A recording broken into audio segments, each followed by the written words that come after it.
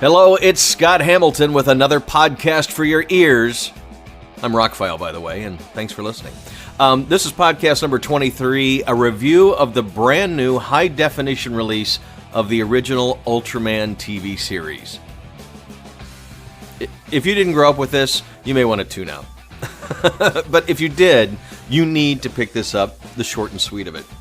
From the land of light, for justice's sake, he has come. It's Ultraman. If that doesn't do anything for you, this may not be your release, but Ultraman was a TV show that ran from 1966 to 1967 in Japan, and it dominated the ratings.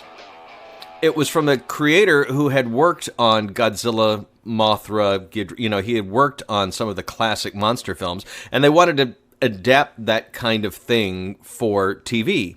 Now, the first show, Ultra Q, I haven't watched yet, but I did pick up a copy of it because I want to see how this all came about. It's a black and white show, and at the time, it was the most expensive show that Japan had ever produced for TV. Anyway, when that was a success, and a big success it was, they wanted to make a show that they could sell to America. Honest Injun. A lot of people nowadays go back and go, well, America bought the rights and they chopped it up and they edited it and they put their own soundtrack on it. No, Japan wanted to sell a color monster movie of the week kind of TV show to America for syndication.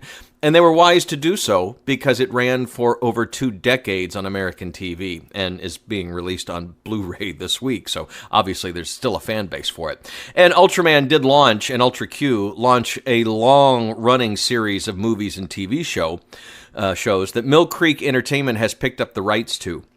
And they're going to be releasing all of this stuff. Now, I didn't see any of the stuff that came later. I see some of the toys and stuff. I'm like, wow, there's all sorts of different Ultraman, which they did allude to in the original show, but there have been Ultra families and Ultra bad guys, and it's been quite it'll be interesting to see how these things go. So anyway, long story short, these just came out on Tuesday, October 15th, and as a fan growing up, I had these on DVD. There was a DVD set release that you can get at like $12. It's really incredibly cheap to get all of these. But they were subpar transfers, and they didn't spend any. They just threw them on a disc and here, buy these in the dollar store or whatever. Mill Creek is a company that produced those things, those dollar Blu-rays and DVDs that you find at the dollar store. A lot of straight-to-video stuff, a lot of B movies, a lot of bad things that nobody really owned the rights to, or they could get the rights really cheap, and they'd slap them on a disc, and sometimes it was subpar. Not always. Sometimes they got a good master from Sony or whoever and released it. But for the most part, they were a company that built on putting those 5 Westerns you've never seen on a disc and things like that, or 5 martial arts movies. And as they went on as a company, now they have started getting serious. In the last year, they've released some big anime movies with brand new sparkling transfers in steel books with extras, with booklets and that kind of thing. So they're really lavishing a lot of attention on the Ultraman series. Like I said, I'll do a different review for Ultra Q, the first series that started all this off. But the second series, Ultraman, ran in Japan from 66 to 67. Then it was brought over here, and I would literally get up early to watch it in Speed Racer. These were my favorite 2 TV shows. If you've never seen an Ultraman, it's basically a Godzilla movie in less than a half an hour. I mean, that's really what it was designed to be. It's about a space force. They're protecting Earth from any weird things that happen. And in the very first episode, Hayata, the main character, crashes into a being from another planet and is killed, basically. But the being from the other planet, he's like, this was my fault. I was chasing a monster. I didn't mean to hit you. I didn't mean to kill you. So I'm going to merge my life with yours. And Hayata's like, well, what does that mean? Well, it means I will be part of you. And here's this beta capsule. And he gives him this little pen light looking thing and says, when you're in an emergency, use that. Well, Hayata really doesn't know what this all means, but he knows he's alive. And he hooks back up with his friends and lets them know he's alive after this big crash. And there was a monster in the lake. And so it's a guy in a rubber suit kind of show where they step on buildings and things like that. But due to what happens in the first episode, he's seriously injured and he's got no other choice but to fire off this beta capsule, and he becomes Ultraman. Ultraman's like 55 feet tall. I mean, and he fights these monsters. It's a blend of martial arts and wrestling, and sure, it's silly, but looking at them now and what Mill Creek has done with these things, there's no wires. The special effects look great. The Technicolor film looks amazing. Some of the indoor shots are a little grainy. Some of the shots you could tell they didn't get the original master maybe. But then again, a lot of the shots, especially the outdoor shots, are crystal clear like a movie that was filmed yesterday. And again, there's a cheesy aspect to these. They're kaiju movies in 25-minute form. Each episode, without commercials, is about 25 and a half minutes. This collection, Ultraman Series 2, is the entire Ultraman collection. 39 episodes spread across 6 discs. It's 16 and a half hours of Ultraman for the first time in high definition. And I gotta say, even the sound was pretty good. Now, for people that don't like subtitles, there is no English dub. And if you remember, and you can look it up on YouTube, the English dub is what made these really silly. Because, you know, in English dubbing, we feel like we have to put a sound with every lip movement of anybody in a foreign film. So there was a lot of, you know, there's not so much of that in the original Japanese language. And it is in Japanese. It is subtitled.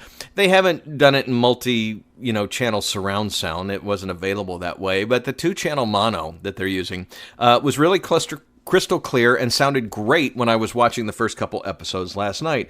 I was very excited to see this. It is in DTS HD Master Audio 2.0, so there is a bit of dynamic range. And not all of the footage in the shows looks amazing, I will give you that, but overall, this is night and day difference over the cheap DVDs you can buy. So if you have any nostalgic connection to Ultraman, or you're curious about one of the biggest TV shows to come out of Japan in the late 60s, check out Ultraman. It's groovy. It's fun. The model work is amazing. The houses and the buildings they run into have multiple floors. There's internal parts to these things. And what I was really shocked with, there's a lot of flying around. The Space Force has a few VTOL ships that can, vertically land and take off. And they have jets of fire coming out of the back of them and out of the bottom of them. And it was amazing to me that there are no wires. I don't know if they did too much digital cleanup on these old things, but I don't remember them looking this good. Don't want to say realistic because it's obviously a model in a small man-sized soundstage. It's not outdoor, not CG, not superimposed on a green screen. These were real practical effects. And the monsters designs, they spent a lot of money on that. Ultraman has a cool, simple but cool costume. He has multiple attacks he can do on the monsters. And the monsters, each week, you got a different monster. Really creative designs, and really whoever crafted these things really knew what they were doing. They stand up with some of the best monsters in the Godzilla era of movies. So if you have an interest in checking out some kaiju in bite-sized pieces, like I said, each episode is only 25 minutes. It ran a lot faster. It felt faster to me. I mean, the debut episode was actually quite good. And I guess it probably is because it's in Japanese and not in our cheesy American dubbing. So I've really got to give my highest recommendation to the new versions of Ultraman that are out there. They're released on Blu-ray this week. You can pick them up either in a digipack or in a steelbook. It comes with a booklet that outlines the episodes, the monsters, some of the background on Ultraman, some of the background on the filmmakers. Really a nice little package for like $25. And like I said, you get 2 seasons, you get the whole 39 episodes. It'll be interesting to see as the movies and the TV shows are released that came later. Like I said, I'm not familiar with any of them. They didn't really play over here, and it obviously was a big cultural phenomenon over there. But if you love Ultraman, it was something you grew up with, I would highly recommend picking this up. And just a brief thing that I'm going to add to some of my reviews. Home video is still there, still around. I know everybody's streaming everything, but the thought has always been on my mind since the early days of Netflix. What happens when your streaming company loses the rights to one of your favorite movies or one of your favorite TV shows? You can't watch it anymore. And what's happening now with Disney pulling their stuff off of Netflix and other companies pulling their stuff off Amazon and putting it on their own service, now, these days, we have to pay for multiple services to get pretty much everything you want to see, and I don't really want to do that. I don't want to pay 10 different monthly fees to see this on this network and this on this network. Let's go back to cable if we're going to do this. Come on.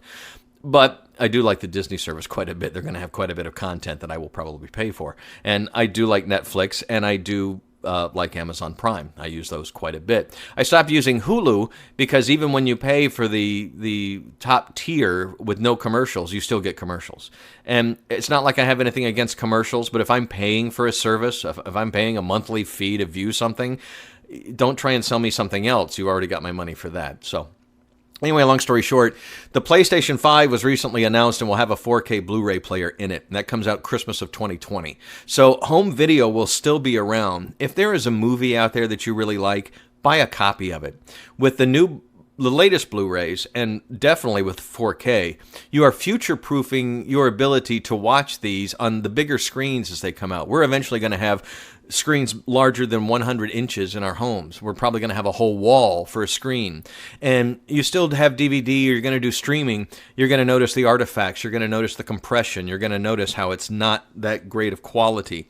And so I have a large Blu-ray collection. I am replacing some of my favorite movies with the new 4K, especially if it's a native scan. If it was, they rescanned the original 35 millimeter film in 4K, the new version of The Shining looks incredible. 2001: A Space Odyssey looks amazing. You cannot believe how good these things look in 4K. Not everything. Movie studios are still putting out 2K upscales, and they look better. HDR makes them look better. But what you're getting is a higher resolution image that you can blow up bigger with a projector or a bigger screen. So again, you're future-proofing your favorite things. I don't suggest you buy everything that comes out, but while we still have the opportunity to pick up some home video titles, pick up your favorite movies. Pick up Star Wars, pick up Star Trek, whatever you're into. The Lord of the Rings is eventually going to get a 4K release, and I think that's going to look amazing. So anyway, long story short, I'm a big proponent of home video releases. I use streaming. I rent things streaming. I've bought a couple digital copies, which is against my grain. But again, if those streaming services go away, how are you going to watch those things? I still have hard copies of Ultraman. I can pop in and watch his adventures every week. I'm Scott Hamilton. I'm ROCKFILE. My website is therockfile.com. Obviously, I'm a geek about music and movies, so please subscribe to my podcast. You will get more reviews, top 10 lists, interviews, anything I can think of to record. If you like the sound of my voice, you're going to hear a lot of it. I really appreciate your support, and thank you for listening.